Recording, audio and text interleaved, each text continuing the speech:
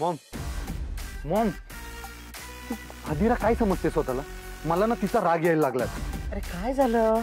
अगं काय समजते ती स्वतःला आणि आपल्या घरातले काय समजतात तिला? ती नाचते, सगळ्यांना नाचवते आणि सगळे नाचतात. नाचू देत ना, सगळ्यांना नाचू देत. ती नाचवते ना, I am happy. Come on Anshuman. Mom, are you getting my point? आता तिचं प्री वेडिंग शूट करायचं चाललंय, म्हणजे लग्नाच्या जवळ जात चाललेत ते. अंशुमन, प्रत्येक सिच्युएशन ही आपल्यासाठी एक अपॉर्च्युनिटी आहे. ते डाव मांडतायत, मांडू दे. आपण तो उधळायचा कसा ह्याचा विचार करायचा. म्हणजे मॉम? बस sit sit. Anshu, Anshu look at me. Adhira pre wedding shoot करते, वेडिंग शूट नाही. आणि वेडिंग शूट तिचं तेव्हाच होईल जेव्हा तिचं वेडिंग होईल आणि तिचं लग्न होईल.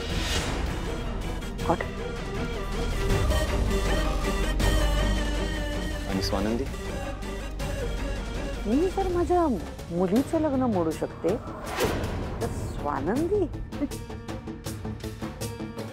कसं आहे ना अंशू, लांब उडी मारायची असेल ना 4 पावलं मागे जावं लागतं. कळतंय का? लांब उडी.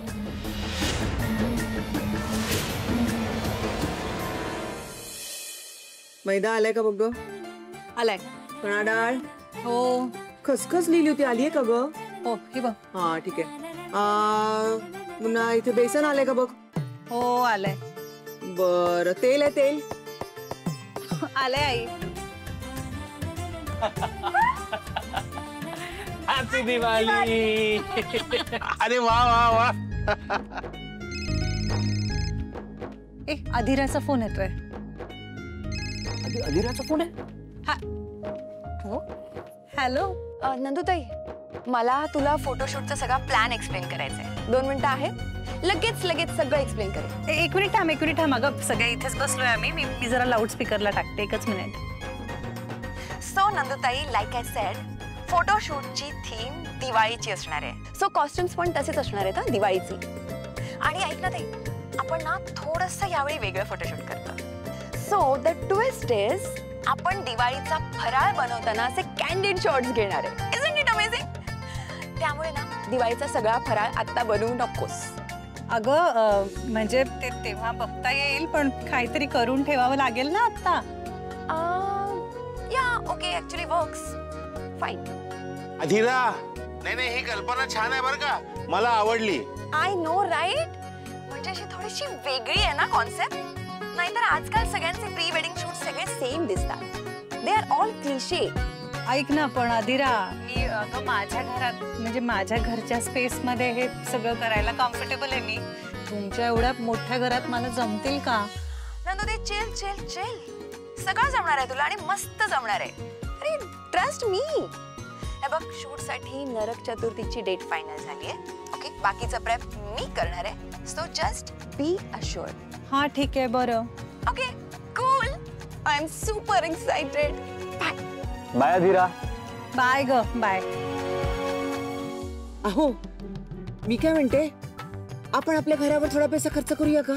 म्हणजे मग फोटोमध्ये आपलं घर एकदम मस्त दिसेल ना, चकाचक. एकदम राजवाड्यांचं घर कसं हिंदी सिनेमातल्या घरांसारखं दिसेल आणि आपलं घर खेडेगावातल्या घरांसारखं. प्लीज.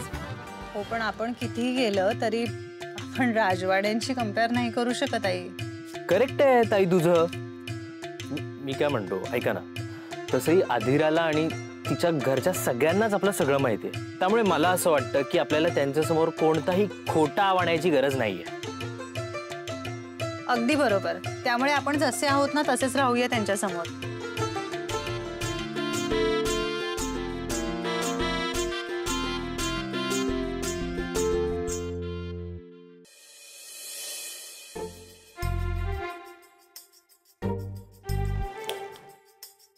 जरा इकडे बघ, थोडस इकडे वरती. तू तू स्वानंदी आहेस का? तू बरी आहेस ना? खाना मी खाल्लंय कधी ऑफिस आवर्स मध्ये? आत पुढे कर कर ग. अगं काय स्वानंदीच आहेस तू. मला वाटलं की तुझ्यासारखी दिसणारी कोणतरी दुसरी मुलगी आली आहे की काय. का असं वाटलं असेल तुला? कारण मला वाटलंच नव्हतं तू ऑफिसला येशील. तू का आली आहेस ऑफिसला? कशाला ही थुकरट नोकरी करतीयस आता? सुट्टी मिळेल का म्हणून हात जोडायचे, 15 मिनिटं उशिरा झाला तर पे कापला जाणार. का करतीयस असली नोकरी? काय होते स्नेहल तुला? हा जॉब आहे माझा, मी ते करतेय. हो माय गॉड बाई, केवढा तो साधेपणा. मोठी माणसं अशी किती गोंडस साधी साधी असतात ना. नाही म्हणजे साधे हिरे घालून मोठमोठ्या साध्या गाड्यांमधून अशी साधी नोकरी करायला येतात ग. आता तर तू हे ऑफिस आणि कंपनी दोन्ही विकत घेशील. मला ना कळतच नाहीये तुझं काय चालू असतं आणि आता काय बोलतेस ते. स्वानंदी, अगं तू स्वानंदी समर राजवाडे होणार आहेस. विसरलीस की काय? अगं कोट्यावधी रुपयांची मालकीण, राजवाडे इंडस्ट्रीजची मालकीण होणार आहेस. तू का कमवायचे तुला महिन्याला हे एवढूसे पैसे? आणि एकतर मी जेव्हा म्हणत होती की हा नवरा म्हणून चांगला मुलगा आहे तर नाही म्हणालीस. खोटं का बोललीस? हे बघ, अचानक ठरला साखरपुडा. म्हणजे हे जे आता जे फोटो आले तुमचे सगळे, ती काय सगळी तयारी अचानक ठरली? स्नेहल ऐक ना, अगं खरंच आयत्या वेळी झालंय सगळं. आणि हो, लग्नानंतर सुद्धा मी नोकरी कंटिन्यू करणार आहे बरं का. पण का? ऐक ना, ही फाईल घे. याच्यात ना काही ट्रिपचे डिटेल्स आहेत. या सगळ्याची बजेट्स काढून ठेव संध्याकाळपर्यंत, मला हवी आहेत. आणि ऑफिस आवर्स मध्ये आपण बाकी वायफाय गप्पा मारलेल्या मला नाही आवडत.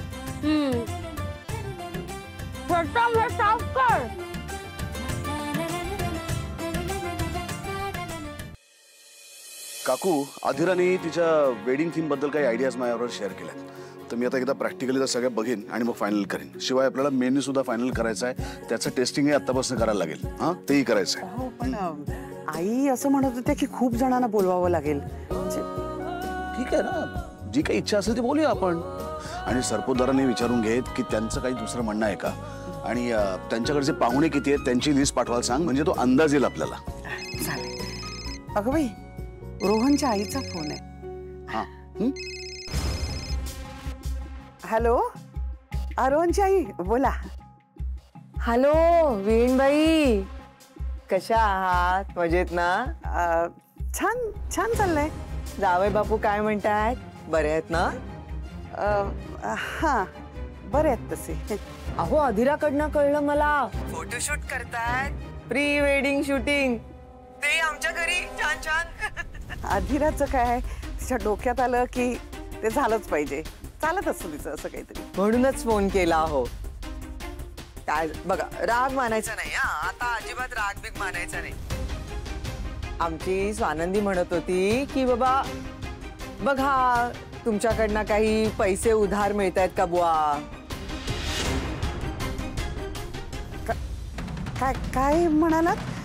मला ऐकू नाही आलो. काय काय? परत एकदा बोला, काय म्हणालात ते? हॅलो, आमची स्वानंदी म्हणत होती की बुवा आता बघा, फोटोशूट करायचंय की नाही घरामध्ये, तर मग आपलं घर कसं छान दिसायला पाहिजे की नाही लोकांना. आणि अधिरालाही तसंच वाटतंय. मग साफसफाई करायला लागेल, 4 वस्तू चांगल्या घरामध्ये घ्याव्या लागतील. त्यात दिवाळी आहे, त्यात 2-2 लग्न आहे, खर्चच खर्च आहे बाई नुसता. म्हणून स्वानंदी म्हणत होती की बाबा अधिराच्या आईला विचारा बुवा, उधार पैसे काही मिळतील का.